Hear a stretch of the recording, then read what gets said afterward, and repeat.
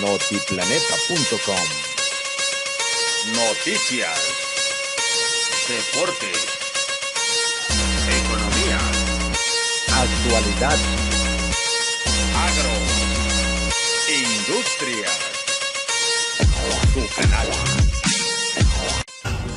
En la capital de Honduras, Tegucigalpa, al menos 16 personas fallecen y decenas resultan heridas en protestas por los resultados de las elecciones.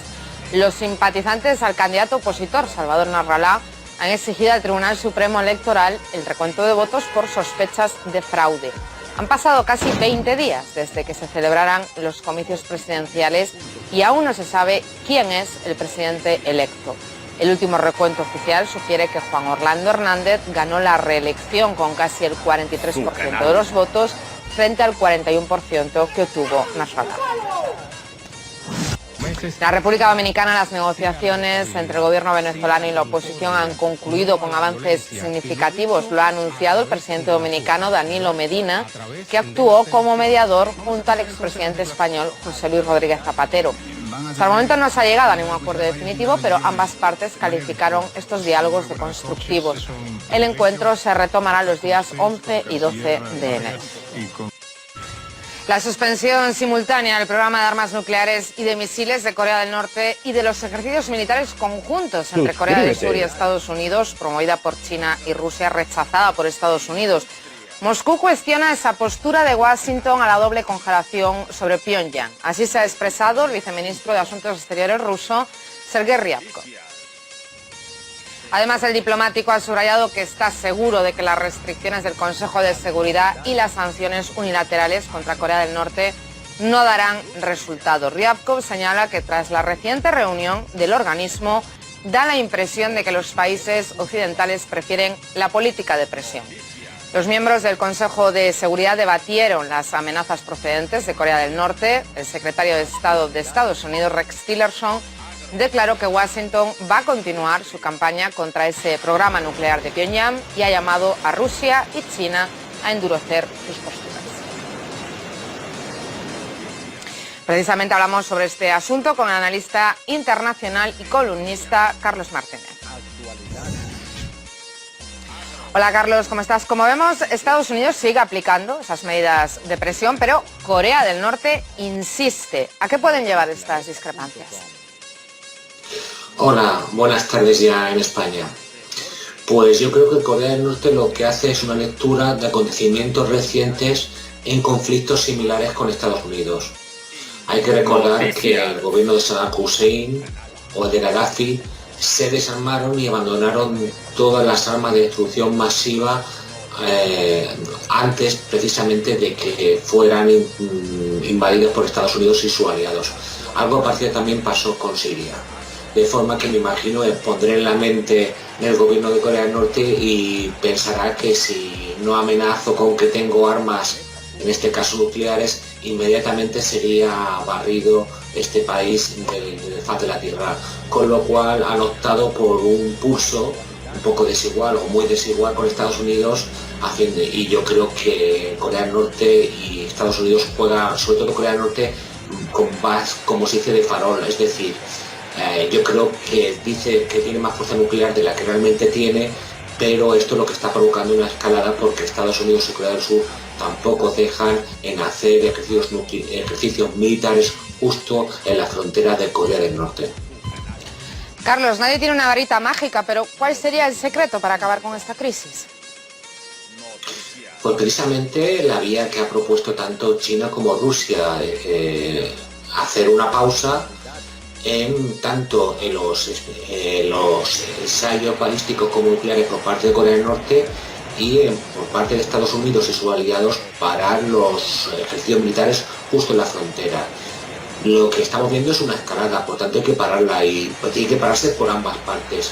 La postura de Estados Unidos de Rex Tillerson de afirmar que tiene que ser Corea del Norte la primera que debe dar el primer paso, yo creo que es una postura totalmente equivocada y fruto de la prepotencia de Estados Unidos. Ambas partes tienen que parar ya y dejar la escalada porque en el fondo todos sabemos que es un conflicto realmente que se puede solucionar por la vía del diálogo, la negociación pero la imposición y las presiones lo que están facilitando es que Corea del Norte se enroque cada vez más, y eso crea realmente un peligro para la región y también crea un sufrimiento para las personas que viven en Corea del Norte, con lo cual se debe poner una pausa a esta escalada que es absolutamente absurda y no nos lleva a ninguna parte. Carlos, según tu valoración, ¿qué hay detrás de esa negativa de Estados Unidos a aplicar estas opciones que se le han mostrado? Yo creo que Estados Unidos ejerce una dictadura sobre el resto del mundo, o por lo menos lo pretende. Son pocos países los que son díscolos a su política exterior. Uno de ellos, el más significado, es Corea del Norte. Y yo creo que para mantener su prevalencia, para hacer valer su poder militar y económico, pues no conoce otra forma que la presión militar y la presión económica. Estados Unidos está poniendo sanciones que no son tales sanciones, sino porque son ilegales, se tiene que hacer a través del marco de la ONU y nos tiene que hacer saber a todo el resto de la humanidad que o nos plegamos a sus directrices o sufrimos sanciones o incluso la guerra. Yo creo que eso es una mala política de liderazgo y que en ocasiones, como pasa en Corea del Norte, se llegan estancamientos, se llegan a escalas militares que realmente no favorecen a nadie, ni siquiera a Estados Unidos. Una península coreana destrozada por una guerra en la cual se usan armas nucleares no favorece ningún interés norteamericano y por supuesto no favorece a los propios coreanos, ni del norte ni del sur. Bueno, pues muchísimas gracias por tu valoración y seguiremos muy pendientes de las reacciones a todas estas posturas de diferentes países. Gracias, Carlos. Y en Perú, un grupo de legisladores ha solicitado iniciar el proceso de destitución del presidente, Pedro Pablo Kuczynski. Se debe a los presuntos vínculos del mandatario con el caso de la empresa Odebrecht. El Frente Amplio ha presentado una moción de orden para que se declare la vacancia por incapacidad moral del presidente peruano.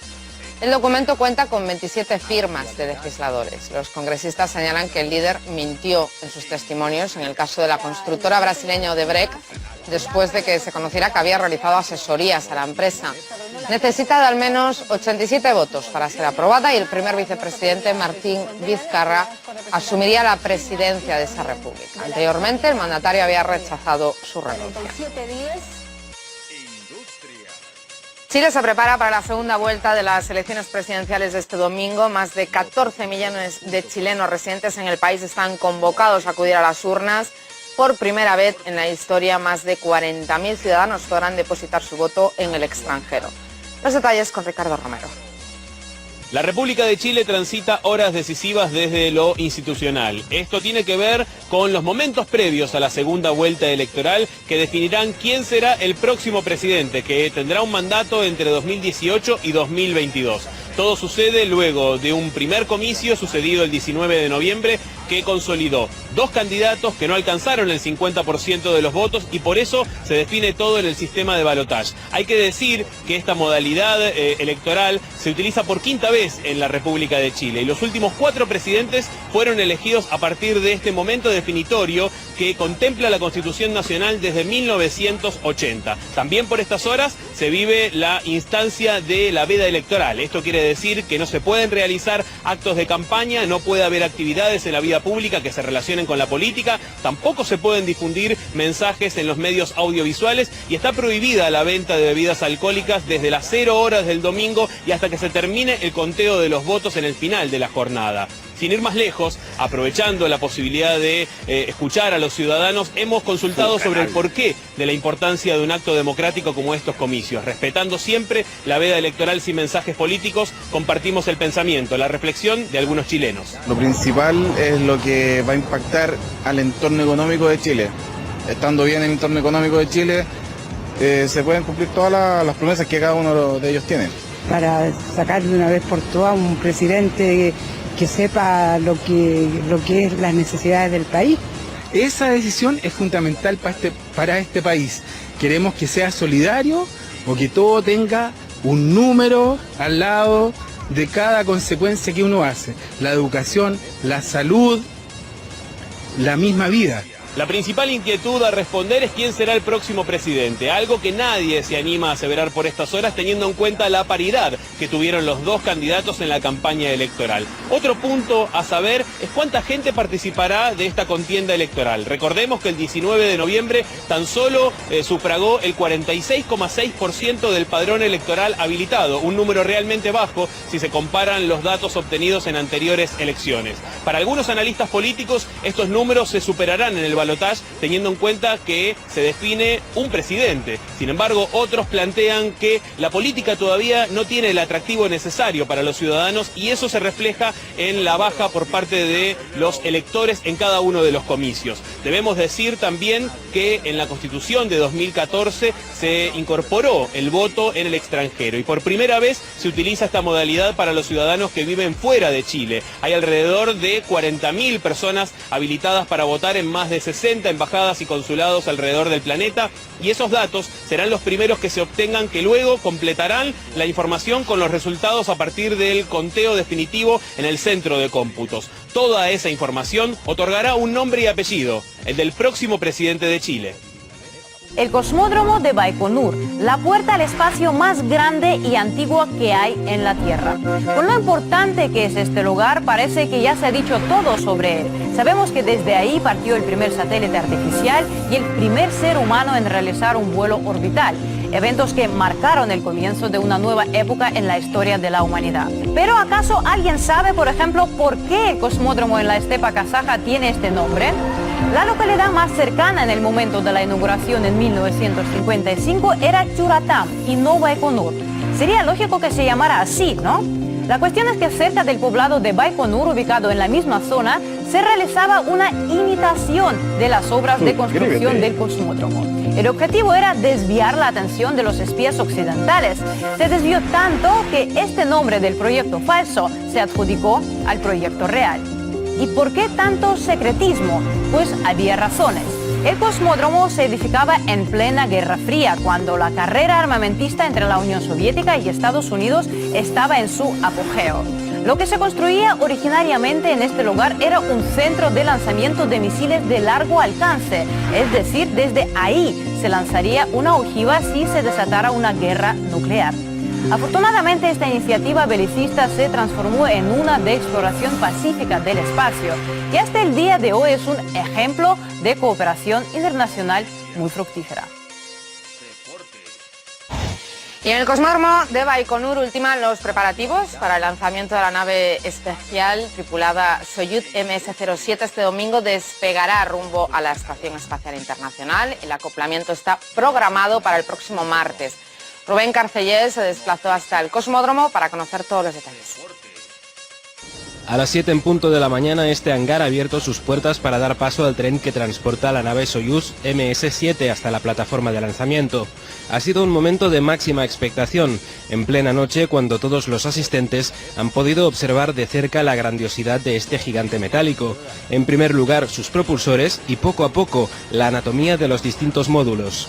Recordemos que esta va a ser una misión tripulada, comandada por el cosmonauta de la agencia rusa Roscosmos, el coronel Anton Skaplerov, junto con dos astronautas de la NASA, Scott Tingle, y la agencia espacial japonesa, Norishige Kanai. Será el vuelo correspondiente a la expedición 54/55 hacia la Estación Espacial Internacional. El convoy ha llegado a su punto de lanzamiento tras el amanecer y ha sido durante las maniobras de posicionamiento vertical del aparato que hemos podido conversar con algunos miembros del personal de las agencias espaciales.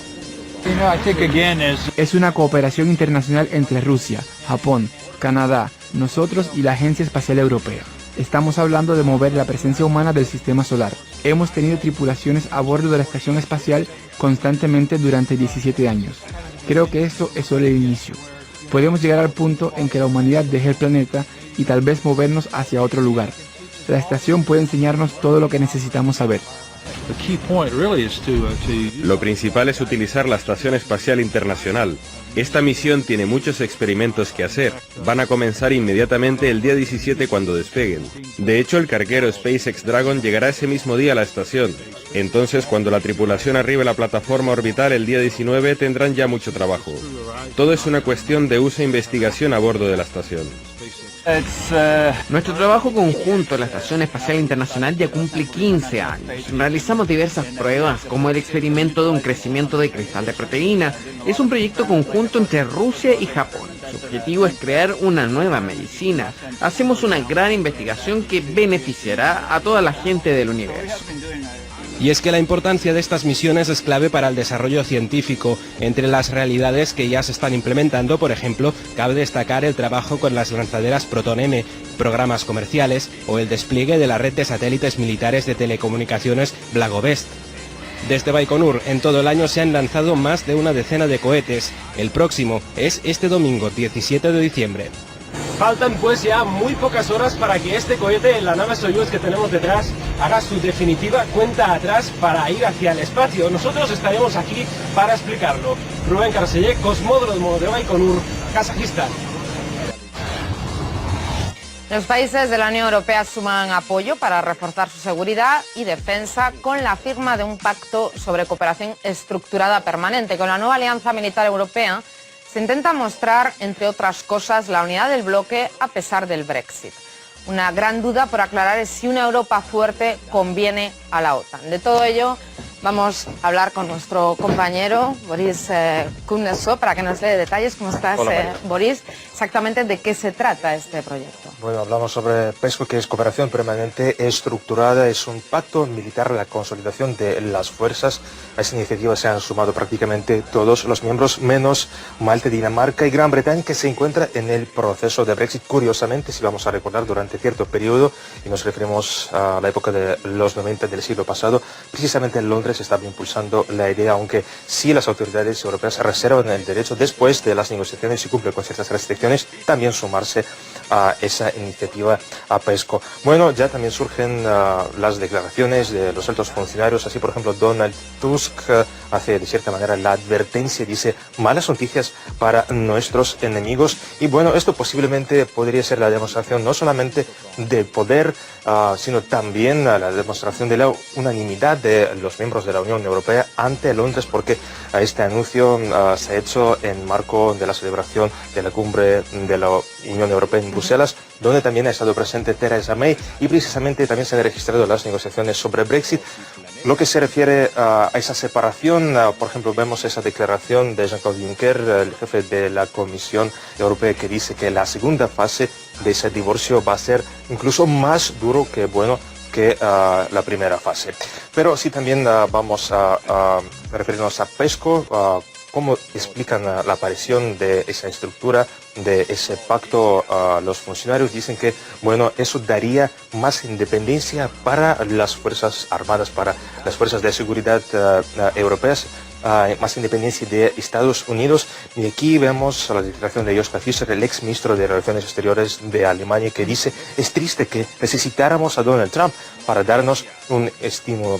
Eso claramente es una referencia a, bueno, malas intenciones de Donald Trump en lo que se refiere a la financiación y sus reproches a los grandes europeos en lo que se refiere a la financiación de la OTAN y su membresía en ese organismo. Pero también claramente muchas preguntas pueden surgir. ¿Para qué se necesita un hermano gemelo de la OTAN? Porque claramente, si vamos a analizar la Unión Europea, de los 28 miembros de la Unión Europea, 25 pertenecen a la PESCO y bueno, 22 forman parte de la OTAN. Entonces surge la cuestión: ¿para qué es necesaria? Incluso también Jens Stoltenberg, el secretario general de la OTAN, advierte que toda esa situación puede causar trabas para un buen funcionamiento de la OTAN. Dice que no podemos arriesgarnos a acabar en requisitos conflictivos, es decir, podría existir cierto dualismo, podrían duplicar las funciones, pero claramente en esa situación podría ser conveniente para los funcionarios europeos para ser más independientes, pero claramente para los contribuyentes podría ser mala noticia, porque ellos tendrían que pagar el doble entonces. Sí, bueno, hablamos de dobles funciones, eso significa también doble gasto si hay otra organización como PESCO, ¿no? Muchas gracias por esta información, Boris. Sobre este asunto hemos hablado con el analista de políticas de seguridad y defensa, Julián Mateos. Considera que con este pacto de cooperación militar el bloque europeo intenta ser más independiente de la política actual de Estados Unidos. Y estas recientes disputas con Estados Unidos, esta nueva política orientada al aislacionismo que está llevando a cabo el presidente Trump han hecho que efectivamente se ponga de manifiesto la necesidad de que la Unión Europea cuente con un ejército propio. Hay que distinguir los objetivos de la Unión Europea y los objetivos de la OTAN. En la OTAN el peso máximo lo tiene Estados Unidos y de un tiempo a esta parte la política exterior y de defensa de Estados Unidos no siempre está coincidiendo con la del conjunto de la Unión Europea.